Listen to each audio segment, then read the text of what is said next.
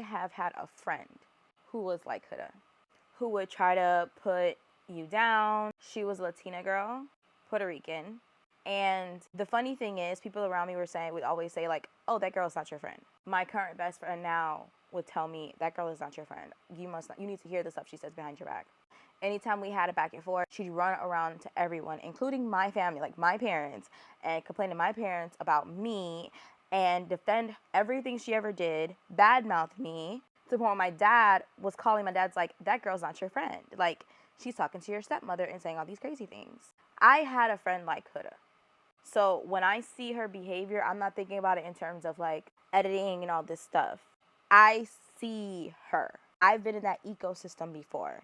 And that is why I genuinely sympathize with Shelly and Olandria, because I know when you're in it, you keep trying to tell yourself this person has to be a good person because they're your friend.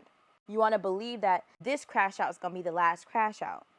And the funny thing is, that friend of mine always had issues with making long-term female friends. She could only have short-term friends. I was the longest friendship she'd ever had. We met like in elementary school and we stayed friends up until like college when things really hit the fan. And by the end of it, it wasn't like a blow up, rah-rah with our friendship going up in smoke. She like came out, said all these defamatory things about me, again, to everyone who will listen, played the victim, acted like I was the reason why her entire life wasn't going right, because I'm a hater, despite the fact that I wasn't talking about her to anyone at all. Like people were like, oh, so-and-so just called me and said this about you. And I'm like, that's her business. And I would just move on with the conversation. And the mutual friends we had became my friends and left her on the island because, again, I was being the bigger person and I'm not going to go back and forth with somebody when at this point I've decided I just don't want to be your friend.